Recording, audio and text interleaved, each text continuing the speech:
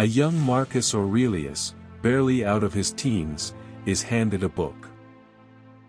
The Discourses of Epictetus. A chance encounter with Stoic philosophy. And from that moment, the course of his life changes forever. He would rise to become the most powerful man in the world. A Roman emperor. A philosopher king. One of the greatest human beings who ever lived.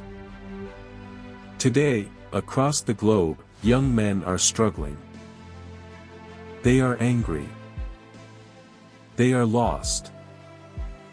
They are desperate for a guide to the good life. Stoicism can be that guide. A philosophy of strength, discipline, and purpose. A philosophy of becoming the man you were meant to be. Marcus Aurelius himself wrestled with the same battles we face. In Book 5 of his Meditations, he writes about the struggle to rise at dawn. At dawn, when you resist leaving your bed, he says, remind yourself, you were not born to hide under blankets. You were born to work as a human being. Look at the plants, the birds, the ants, the bees. All of them rise to fulfill their tasks. And yet you, a human being, hesitate. He warns, you do not love yourself enough, if you do not love your nature, and what it demands of you. This hit me at 19. Dragging myself to an early class, I realized, even the most powerful man in the world had this same debate. It is the timeless battle. The lower self, craving comfort. The higher self, demanding greatness. Philosophy, Marcus says, is the fight to become the person it tries to make you. The man you can get away with being, versus the man you are meant to be. You must fight. You must demand more of yourself. You must do the work. This is the first lesson of Stoicism. Purpose. Discipline. Value. The world needs you. And while the Romans spoke of masculinity in their own way, the truth is deeper. Virtue knows no gender. Musonius Rufus, teacher of Epictetus, declared, women too must study philosophy. Because virtue is human, not male or female. What matters is not gender, but greatness. Not labels, but the courage to fulfill your potential. The Stoics lived this truth. Seneca plunged into icy waters. Others ran, boxed, wrestled, raced chariots, fought in armies. They embraced the strenuous life. A strong mind in a strong body. Mens sana in corpore sano. Because the body lies. It says you are tired. It says you cannot go on. But the mind, the will, proves otherwise. The Stoics believed philosophy was not just about thinking. It was about living. About action. Socrates warned that no one is exempt from caring for themselves physically. Because one day, your country might need you. Today, most young men who want to join the army, cannot. They are disqualified. Too weak. Too out of shape. This is not exaggeration. It is a national security crisis. The Stoics demanded strength. Not for vanity. Not for showing off. But for service. For endurance. For resilience. Epictetus mocked those who flexed muscles as proof of strength. True strength was proven by what you could lift, by what you could endure. Vanity is weakness. Functional fitness is virtue. Marcus Aurelius spoke of manliness in a way that shocked his time. He said it is not manly to lose your temper. Rage is not strength. It is weakness. It is slavery to emotion. Seneca called anger the ugliest emotion, the most absurd, the most destructive. Cato, shoved and struck in a Roman bath, did not retaliate. He walked away. Later, when the man apologized, Cato said, "I don't even remember it happening." That is mastery. That is true power. But the Stoics did not preach emotionlessness. Marcus Aurelius cried. He cried for his tutor. He cried for the millions lost to plague. He cried when told he would be emperor. Tears did not make him weak. They made him human. The lesson is clear. Control your emotions. Do not be ruled by them. But do not deny them either. Adam Kinzinger, a modern man of courage, stood against power.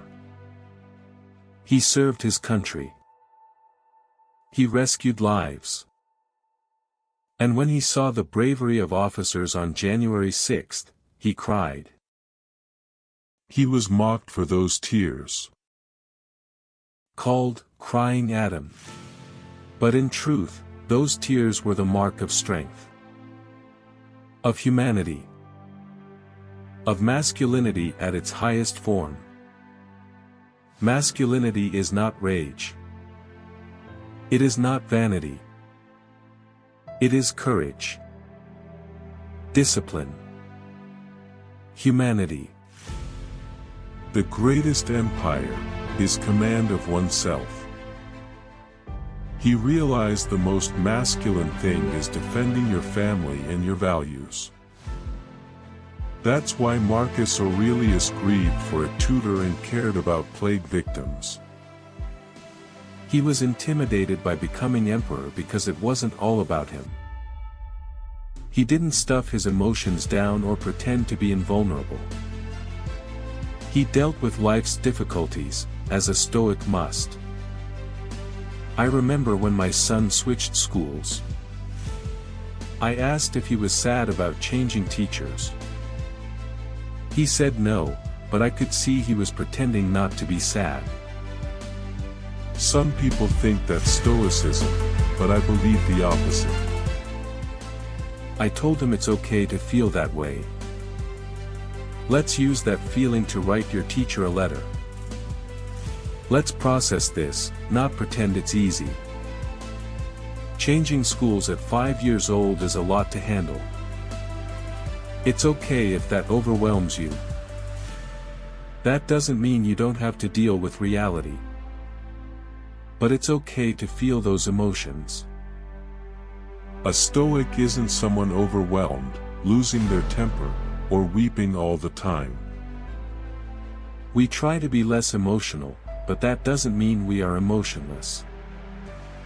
When I first came to Stoicism, like many young men, I focused on what it could do for me. I was interested in physical discipline and mastering emotions. But the Stoics talk about caring for other people, again and again. Marcus Aurelius said the fruit of life is good character and acts for the common good. That's a great definition of masculinity too.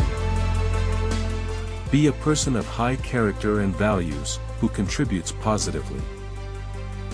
Stoicism asks a lot of us, not just gives. That's why Stoics were involved in politics and military. They had children and were active in their lives. They wrote philosophy to pay it forward. Marcus Aurelius's teacher introduced him to Epictetus. Thousands of years later, I benefit from his writings. We are all connected as citizens of the world. We have obligations and duties to each other. If you think Stoicism makes you a better sociopath, you are wrong. If you think masculinity means not caring about anyone, you are getting it wrong. Being a man means taking care of people. It means being a positive example and taking responsibility. Who is the man, Marcus Aurelius or Nero? Nero was a petulant, vain, insecure man-child. Marcus Aurelius was a responsible adult in command of himself. That's who you want to be, the hero, not Nero. Zeno said the students he liked least were the conceited ones. He said nothing is less flattering on a student than conceit. Epictetus said it's impossible to learn what you think you already know. Marcus's meditations are defined by intellectual humility. He says he's not that special or important. He will be forgotten, and rules still apply to him. He is a human who makes mistakes, not a god king. He strives not to be Caesarified or dyed purple. He wants to remain humble and connected to others. There is a strain of masculinity today that's about showing off. Look at my car, my money, let's bully people. A Stoic is not a bully. A Stoic is kind and humble.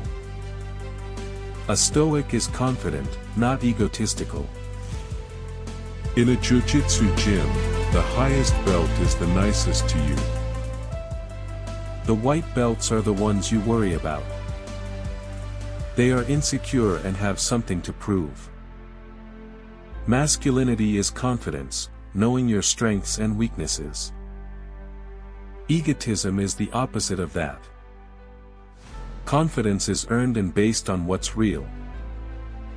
We need to rewrite the given transcript into a dramatic YouTube script segment. The transcript is about Stoicism and ambition, finishing with a definition of masculinity from Marcus Aurelius' Meditations. We need to use dir AMA tags before highly emotional or climatic sentences. Also, provide Vietnamese translation for each English sentence. The output must be pure text without mark down. Short sentences, proper punctuation. We start from the beginning of the transcript, condensing and dramatizing the transcript starts with danger us, something, we, want, to, push, away, we, rewrite, as, dramatic, opening, then, cover, the, ambition, part, the, ADI, aider, reference, Marcus, Aurelius, on, ambition, the, shift, from, external, goals, to, internal, then, the, caution, airy, tales, Seneca, then, the, definition, of, masculinity, from, Anton, Enus, finally, the, call, to, action, we, need, to, be, concise, each, English, sentence, followed, by, Vietnamese, translation, on, next, line, ensure, DR, AMA, tags, are, inserted, appropriately, let, s, produce, the, script. Ambition is dangerous. It's something we want to push away. I remember my early teens and 20s. I was so ambitious. I wanted to make a lot of money. I wanted to be successful. I wanted to prove people wrong. I wanted to make my dad proud. But the Stoics have a different view of ambition. In Gladiator, a fragile, unmanly emperor tries to rationalize ambition as a virtue. Marcus Aurelius said the problem with ambition is it's rooted in impressing others. It seeks things outside your control. The longer I live, the less I compete. I focus on being the best writer, the best person, the best me. I focus on my work, not the results. Marcus said ambition ties your actions to what others say. Sanity ties them to your own actions. The Stoics warn us, insatiable ambition destroys men. Seneca said he commanded armies, but ambition commanded him. Being a man means being in command of yourself. Not a slave to impressing others. Not a slave to conquering. Be confident and comfortable being you. Focus on what you control. Now, the definition of masculinity. Marcus Aurelius looked up to one man his whole life, his adopted father, Antoninus. In Meditations, Marcus lists what he learned from Antoninus. Compassion. Unwavering decisions. Indifference to honors. Hard work. Listening to everyone. Treating people fairly. Knowing when to push and when to back off. Altruism.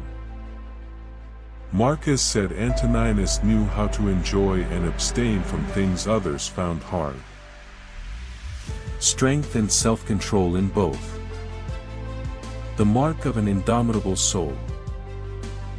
Let's strive to make Marcus, the Stoics, and Antoninus proud.